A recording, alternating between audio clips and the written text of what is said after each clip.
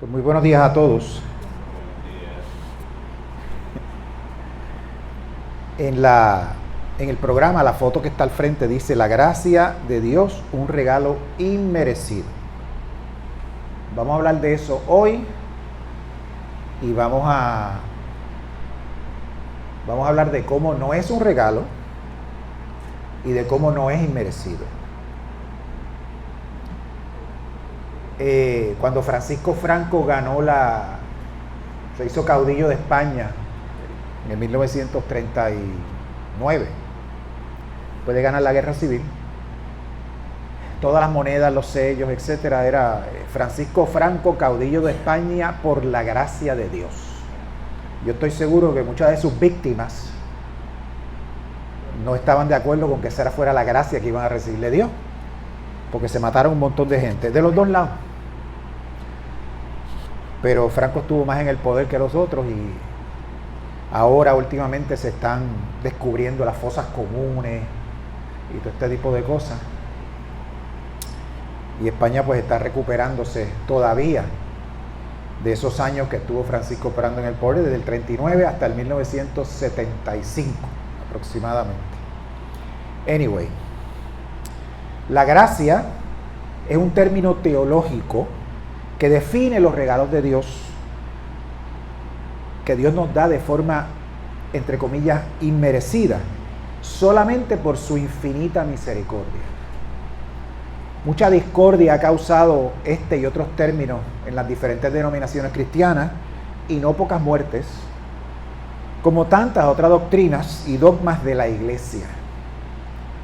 Y el problema aquí es cuando la iglesia se mete en la vida diaria de manejar el gobierno, porque los problemas comienzan cuando la iglesia mete la cuchara en el gobierno, y entonces los gobiernos, a pesar de que tratan de esconderlo, se convierten en teocracias. Y es porque o tú sigues esta doctrina y haces esto, o vas para el fuego. En algunos sitios, en la misma España, por ejemplo, hasta el 75, si tú no ibas a misa los domingos, todos los domingos, y no participabas de las actividades de la iglesia, pues te daban bola negra y era más difícil conseguir trabajo. Aquí en Puerto Rico, mi papá, cuando estaba en la escuela elemental, no lo dejaron ser Boy Scout porque no eran católicos en su casa, en San Germán, en la década del 40, 30 y 40, imagínense que ustedes. O sea que esto todavía, si usted lee las noticias, ve que esas cosas pueden suceder fácilmente y posiblemente suceden de forma velada. En Unity, sin embargo, la gracia la definimos como el amor de Dios y la manifestación del bien en nosotros y en todo. Y eso es uno de los principios de Unity, ¿no? Es la sabiduría divina que ya es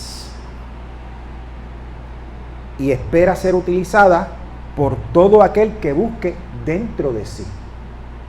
O sea que en Unity entendemos que la gracia ya está dentro de nosotros, que esas cosas buenas ya residen en nosotros y no es porque Dios nos las va a dar merecidas o no. Y solamente tenemos que manifestarlas, permitir que se manifiesten.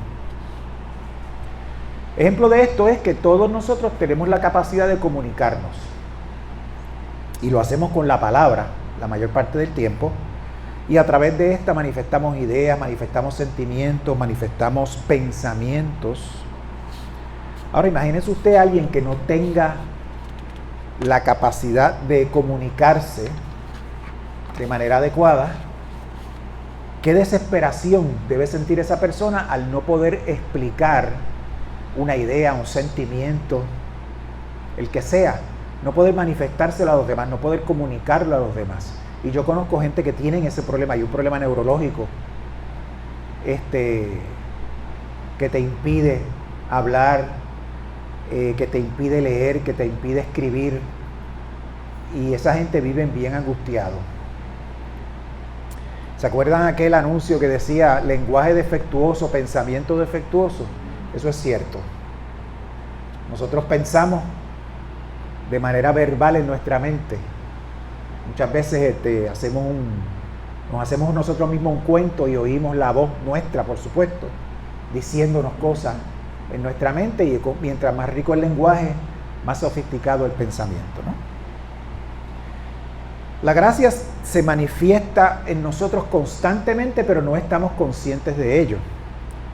En el programa esta mañana mencioné el color azul, lo voy a mencionar aquí ahora, para aquellos que no pudieron escucharlo.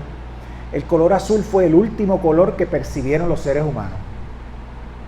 El primero fue el verde. ¿Por qué? Porque vivíamos en bosques, todo era verde y teníamos que aprender a distinguir los diferentes tonos de verde. Hoy en día ese es el color que pasa desapercibido. Si usted se compra un carro verde, no lo ven. Si se compra un carro rojo, lo van a ver, porque el rojo es emergencia, peligro, veneno, cosas así, ¿no? Anyway, el último fue el azul, y hace aproximadamente 4.000 años que se empezó a distinguir. Y no era que el color no existiera, no era que nosotros no pudiésemos verlo, era simplemente que aparentemente no era importante y por lo tanto no lo percibíamos, no lo veíamos, punto. Pero estaba ahí, neurológicamente podíamos verlo. ¿Y cómo los científicos saben esto? En los cuentos antiguos de los griegos, por ejemplo, y de algunas civilizaciones antiguas, en la Odisea, la Ilíada, Homero habla de el mar es color del vino, el cielo es color cobre, color acero, pero no dice azul, y no menciona ninguna cosa que sea azul. Así que por lo tanto ellos teorizan de que no se podía, no lo estaban viendo.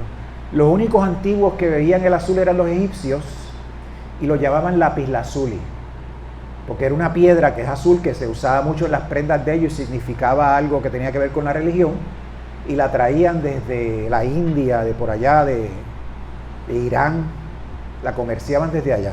Pero ninguna otra civilización del Mediterráneo veía el azul hasta hace aproximadamente 4.000 años. Hace 4.000 años ya sembrábamos, ya teníamos trigo, ya teníamos pan, teníamos vino, teníamos cerveza, teníamos todas esas cosas, ciudades, y ahí fue que se empezó a ver.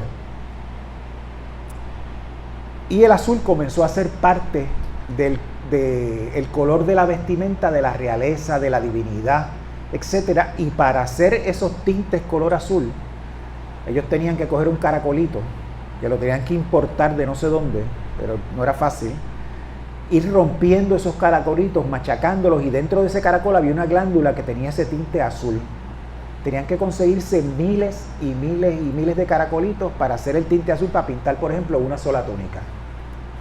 Y eso lo empezaron a hacer los fenicios. Y era tan difícil de conseguir y tan difícil de hacer, que solamente las personas ricas, los gobernantes o los religiosos se podían poner una túnica azul. Bien, ¿cuántas veces quizá no nos hemos percatado cómo la gracia se manifiesta en nuestra vida? Las señales eran imperceptibles porque no estábamos en sintonía, no estábamos viendo eso de la misma forma que nuestros ancestros no veían el color azul. Y para esto hay que entrenarse. Para poder ver la gracia hay que entrenarse. ¿Y cómo nos entrenamos nosotros aquí en Unity? Meditación, oración y silencio. Y para eso hay que separar un tiempito en el día, de la misma forma que separamos tiempo para otro montón de cosas en nuestra vida, que no es que sean importantes, que no sean importantes, pero el tú poder ver dentro de ti, analizarte y descubrir esos dones que tú tienes ya, pues es un menester necesario para nosotros tener una vida abundante. Y la gracia es como una corriente. Es como una corriente que fluye hacia el bien, hacia la armonía y hacia el equilibrio. Y a veces queremos tomar atajos. Vamos a coger un camino corto para llegar a tal sitio y qué sé yo. Muy pocas veces nos sale bien, la mayoría de las veces nos sale mal. ¿Por qué? Porque para todo hay un proceso. Yo no puedo coger el examen final sin haber cogido el curso. Yo no puedo coger una guitarra y salir tocando como Segovia si no cojo las clases, si no me salen llagas en los dedos, si no practico todos los días, etcétera, ¿no? Y a veces uno quisiera poder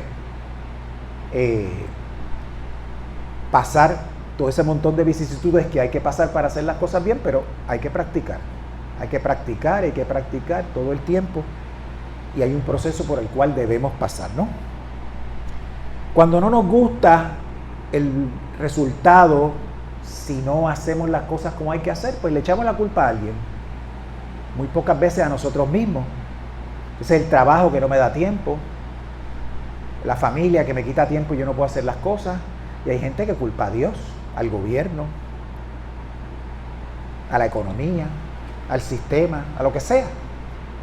Pero es mucho más fácil echarle la culpa a otro que echártela a ti mismo. Yo recuerdo cuando yo estudiaba psiquiatría, una vez un profesor nos pregunta, si usted tiene una enfermedad mental, ¿usted le gustaría culparse a sí mismo y decir que esa enfermedad mental es responsabilidad suya, que es responsabilidad de la neurofisiología del cerebro y la genética, o es responsabilidad de sus padres? Y todo el mundo hablando, no, pues de yo mismo por esto y aquello. Todo el mundo estaba diciendo al profesor lo que él quería oír, lo que ellos pensaban que el profesor quería oír. Y yo le digo, a mis papás, seguro que es a mis papás, por lo como me criaron. Yo no quiero echarme la culpa a mí, yo busco a alguien echarle la culpa porque eso es más cómodo. El profesor se ríe y todo el mundo se ríe porque probablemente todos estaban pensando en eso, pero nadie lo decía, yo lo dije. Y es verdad, todo el mundo le echa la culpa a otro de las cosas malas que le pasan a uno. ¿Ok? Pero el ejercicio de aceptar la responsabilidad es doloroso. Es doloroso porque ya usted no tiene en quién escudarse, pero es absolutamente necesario hacer eso, porque es la única forma que nosotros podemos crecer. Yo conozco gente que son adultos, que han estudiado, y todo lo que les sale mal en la vida, todo eso es culpa de mami. Que mami me crió de esta forma, que mis papás prefirieron a mis hermanos, que me daban de helado, o sea, un montón de excusas ridículas, honestamente, para no hacer lo que tienen que hacer, porque es mucho más fácil y más cómodo para cualquiera echarle la culpa a otro, ¿no? Sócrates dijo una vez que una vida no examinada no valía la pena vivirla. ¿Y qué quiere decir Sócrates con eso? Bueno, estamos aquí para disfrutar de los bienes de Dios, pero no solamente para eso, estamos aquí para crecer y para mejorar. Mejorar nuestra situación, pero no nuestra situación externa, nuestra situación interna. No es para amasar riqueza, no es para amasar fama, poder, influencia, prestigio, sino para examinarnos constantemente, aprender y crecer espiritualmente. Porque si vinimos a ver, eso es lo único que te llena plenamente. Tú podrás ser rico, podrás tener poder, podrás tener todas las cosas que tú deseas en el mal llamado mundo, pero siempre vas a querer más, siempre te falta algo, siempre hay un vacío dentro de ti que vas a tener que llenar con algo, pero estás llenándolo con cosas que no te satisfacen. El crecer espiritualmente, examinarte y crecer internamente es lo que llena esos vacíos. Y llena esos vacíos y lo demás que tienes, que has acumulado, te das cuenta que no te hace tanta falta, porque es inmaterial. Y hay gente que no se atreve a hacer ese ejercicio porque le tiene miedo a cómo va a cambiar su vida. Yo conozco gente así también y eso me ha pasado a mí. Estoy leyendo un libro, el libro me está cambiando la forma de yo pensar, me está cambiando la forma de yo ver el mundo, me dan ganas de hacer unas cosas que lo he tenido que dejar. Eso me pasó mucho en la adolescencia. Los dejaba y no los terminaba de leer, porque yo entendía que el libro y lo que yo estaba aprendiendo de ese libro me estaba empujando a hacer cosas que para mí me iban a fastidiar más adelante, en el plan que yo tenía en vida, ¿no? Es posible que sí, pero eso sucede también con el crecimiento espiritual, ¿no? Estamos aquí para madurar, para darnos cuenta que somos manifestaciones divinas y que nuestro propósito es hacer el trabajo de Dios, porque la creación no está completa, está en constante proceso, está en construcción, y nosotros somos los obreros de Dios. Y esa creación divina y ese trabajo que nosotros tenemos que hacer por Dios es siempre el bien y el amor.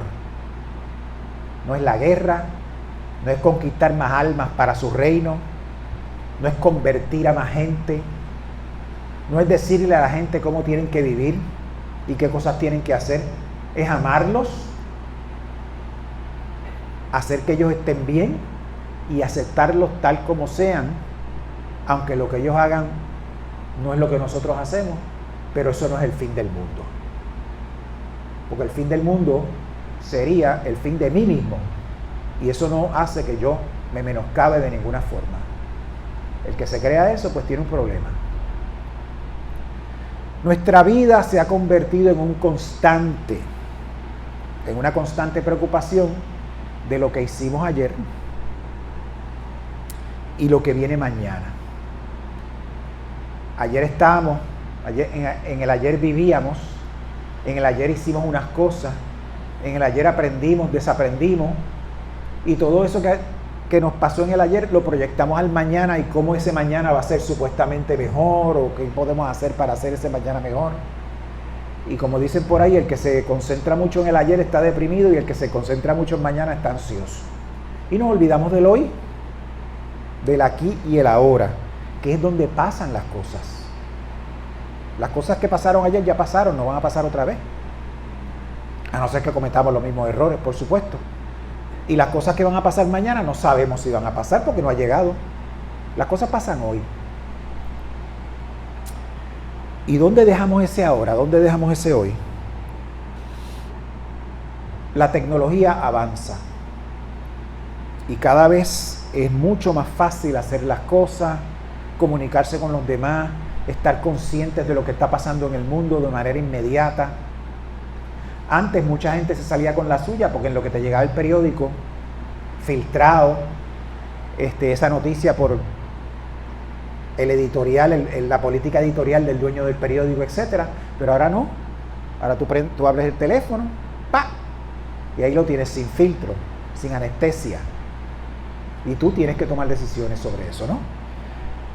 ¿Qué pasa con eso? A la misma vez que se hace más fácil, complica la cosa.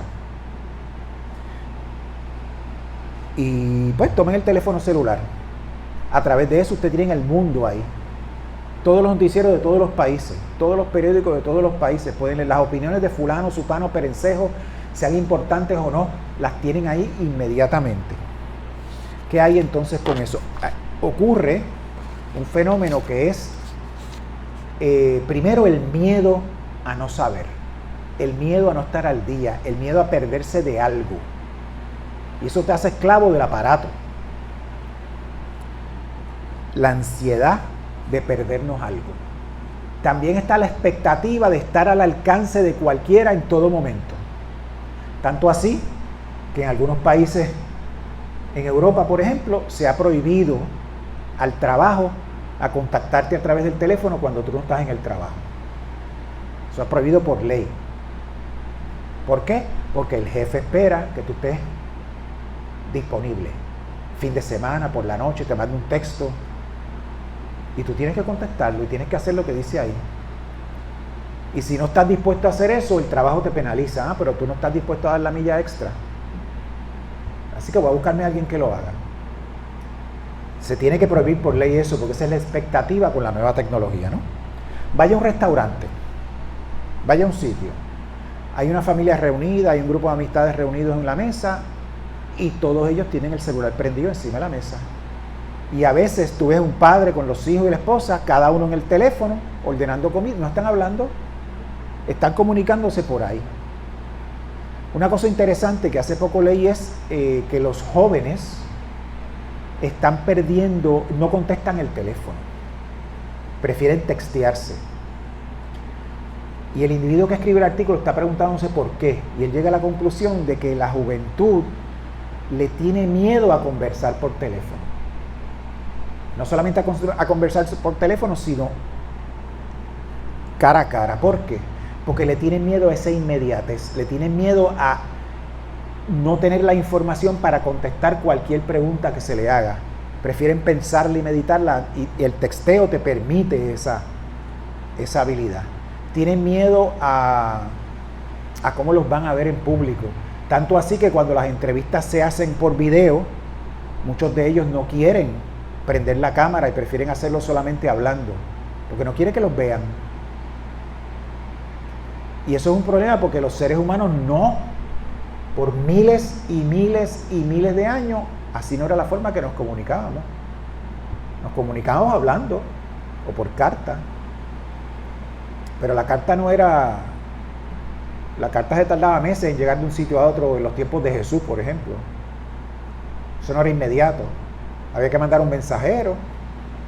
O tú hablabas con la gente cuando te encontrabas con ellos. Esa era la única forma de comunicarte. No había más ninguna. Y toda esta tecnología ha trastocado eso que es normal, para lo cual evolucionamos, porque no solamente es el lenguaje de la palabra o el lenguaje escrito, es el lenguaje no verbal, mi expresión en los ojos, cómo yo me muevo, todo eso es importante. Y a pesar de que no estamos conscientes de todo eso en el otro, nuestro cerebro sí lo está y toma nota. Y llega a conclusiones de manera inconsciente sobre lo que está pasando. Cuando alguien está hablando contigo, si te está mintiendo, tú te das cuenta más fácilmente cuando lo estás viendo que cuando te está texteando. Porque hay muchas señales y muchos mensajes, ¿no? Y todo eso hace que se pierda la experiencia del ahora. Y eso es un tremendo problema. De lo que nadie habla, pero es un problema existencial, es un problema emocional, social y hasta espiritual. La vida sucede aquí y ahora. Ahí es que ocurre la chispa divina, en la comunicación con el otro, en la comunicación entre nosotros. El cielo del que habló Jesús reside en el espacio entre tú y yo, en lo que nosotros hacemos con el otro, cómo nos comunicamos con el otro, qué permitimos que suceda estando juntos. Y mucha gente tiene prisa. ¿Para qué tienes prisa? Lo que va a pasar, va a pasar. Por ir más rápido, por vestirte más rápido, no va a hacer que lleguen más temprano, 2 minutos, 3 minutos. Ya yo lo probé. Si tú vas para San Juan a la velocidad normal que tienes que ir, vas a llegar, ponle a las 12. Si tú vas a las millas asfixiado a 70, 80, 90 millas por hora y yendo bien deprisa, 3 minutos antes de las 12. Por 3 minutos, vale la pena tú quemarte emocionalmente y fastidiar el carro y todo ese tipo de cosas. Tienes que disfrutar el camino. Como la canción, prefiero en vez de llegar pensar que ya voy llegando, andar por andar andando, caminar por caminar. ¿Han oído esa canción, verdad? Ah, está disfrutando el camino. Y por último, la gracia no es un regalo. Y no es un regalo de Dios aunque no lo merezcamos. ¿Por qué? Porque un regalo implica que algo o alguien decidió darnos algo que no teníamos. Pero en Unity pensamos que todo eso ya está dentro de nosotros. Así que Dios no nos tiene que regalar absolutamente nada porque ya nos los dio. Y en realidad no fue que nos los dio, es que somos parte de la divinidad. Residimos en la divinidad, nos movemos en la divinidad y ahí dentro está mi ser. Por lo tanto, todos los atributos de la divinidad los tengo yo. No me los tienen que regalar. Y eso de que es inmerecido o merecido, tampoco, porque crea una división entre los merecedores y los no merecedores. Ya hay una línea que separa, ya se está haciendo una distinción. Y nosotros hacemos eso solitos sin que nos tengan que dar ese regalito todos los días. Blanco versus negro, hombre versus mujer, niño versus adulto, pobre versus rico, partido X versus partido Y, nacionalidad, etcétera. No hace falta que nos den otra cosa más, merecedores versus inmerecidos. ¿Ok? Y eso está bien claro en la palabra de hijo pródigo, que hay 20,000 interpretaciones de esa palabra. Pero están los dos hijos, uno se va, otro se queda. El que se va regresa. y le dice al padre, mira, yo no me merezco, ponme a trabajar ahí de esclavo, porque yo no me merezco. No, y el padre dice que no, hace una fiesta, no, vente para acá, regresaste, y todo es tuyo. El mayor se molesta, se dan celos, y él crea una separación entre el merecedor y el que no se merece. Y el padre le tiene que decir, pero es que todo es tuyo también, todito es tuyo también, igual que de él. Si no te diste cuenta, si no lo aprovechaste, pues es problema tuyo. Pero está ahí, ¿entiendes?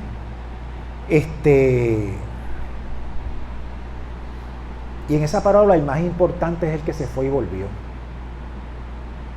Aquellos que han viajado y han vivido en otro sitio saben de lo que les estoy hablando.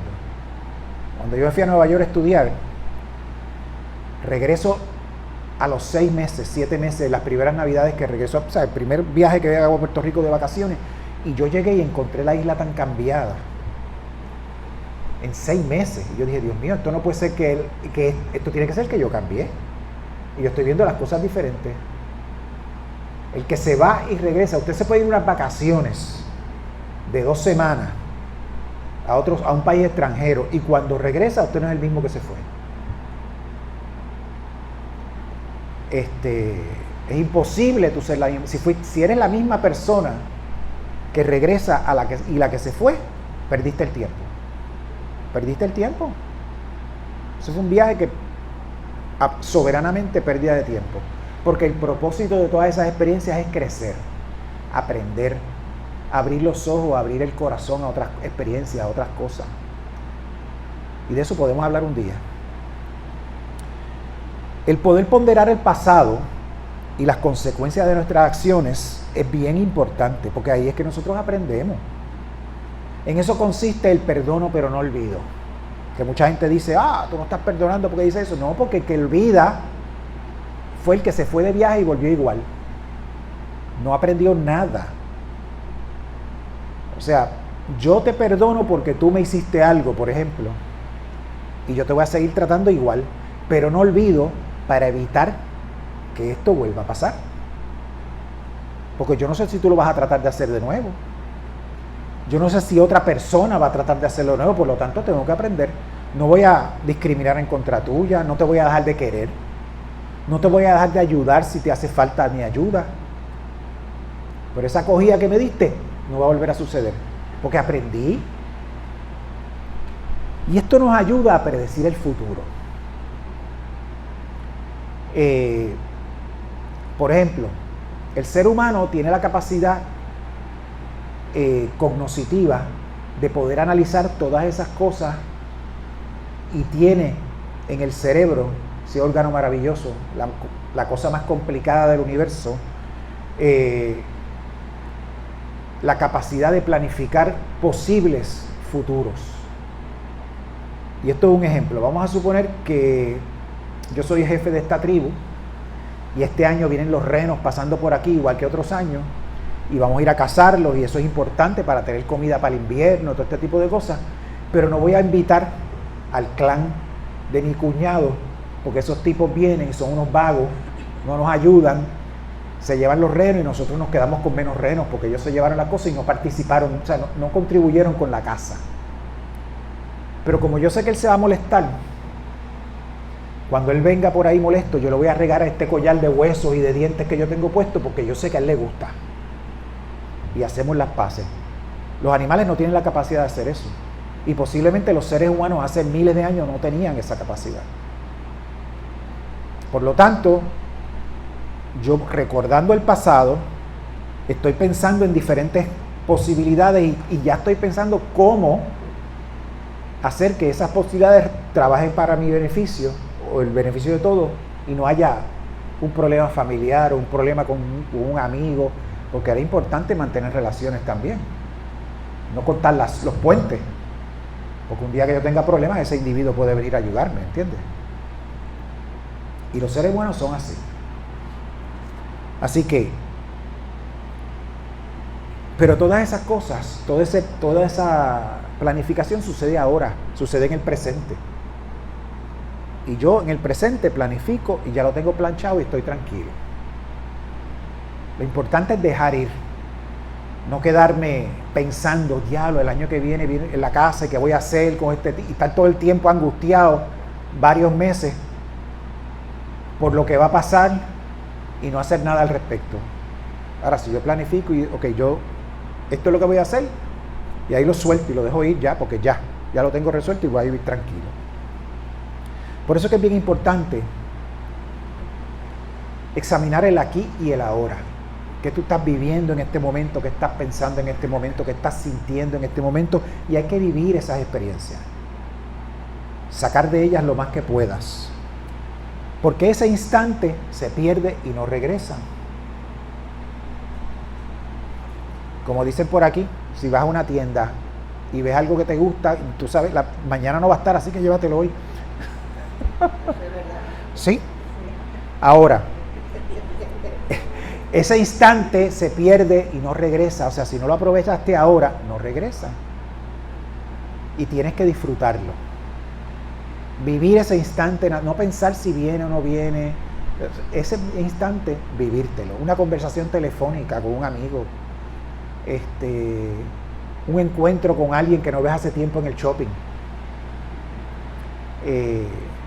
Vívetelo. Vive ese momento. Disfruta ese momento. Porque tú no sabes si eso va a volver a pasar. Una conversación con alguien. Si no lo examinas y diriges ese instante a donde tú quieres que vaya, no tienes control de tu vida. No tienes control de tu vida y estás dejando que otra cosa se siente en el asiento del conductor y te dirija.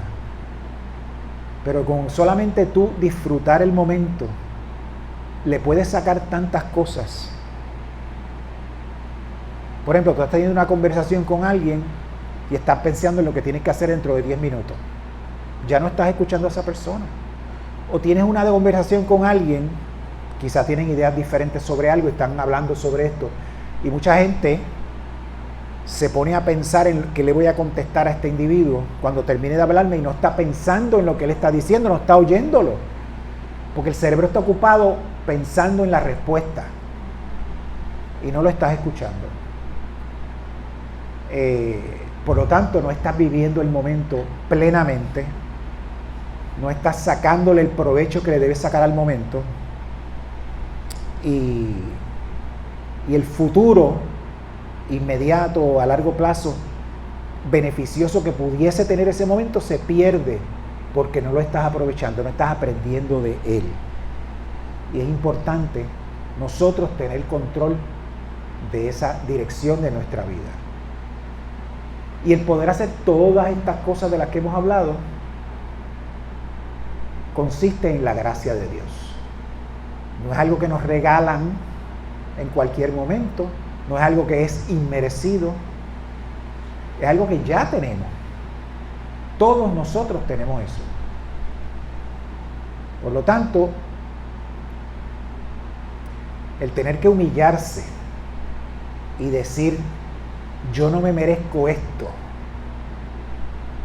pero este individuo o esta cosa o este ser o lo que sea es tan misericordioso que me lo regaló aunque yo no lo merezca. Eso es humillante. Eso es como si una mujer dijera, este hombre me mantiene lo más bien, me paga la casa y me compra la ropa y pues yo no me lo merezco porque me merezco cuando me regaña de vez en cuando y cuando me da la bofeta, pero todo eso, sí, eso es así, hay gente que vive así. Y en el trabajo lo maltratan, pero le da gracias, ay, gracias a Dios que tengo trabajo. Y obviamente pues yo no sirvo mucho para esto, pero aquí estoy. Y esta situación permite que yo... No, tampoco. Así que toda esa gracia la tenemos ya, todos esos dones los tenemos ya, nacimos con ellos. ¿Qué vamos a hacer con eso? Vamos a analizarlo, vamos a ponderar sobre esto, vamos a meditar sobre esto, vamos a dejar que se exprese, vamos a dejar que estos dones que yo tengo maravillosos se manifiesten en mi vida, o simplemente van a seguir pasando desapercibidos y no los voy a aprovechar. Eso es como la caja de herramientas. Todos nosotros tenemos una caja de herramientas. Tú abres esa caja de herramientas, tú ves algunas, las ves, sabes cómo usarlas. Hay otras que las ves y no sabes para qué son. Y hay otras que están metidas allá abajo que tú no sabes ni que están ahí. Hasta que tú no explores esa cajita y empieces a probar esas herramientas, no vas a poder aprender a usarlas en tu beneficio. ¿Cuántas personas no compran algo nuevo y después no saben cómo usarlo y tú le preguntas, ¿leíste el manual de instrucciones? Ah, yo no leo eso.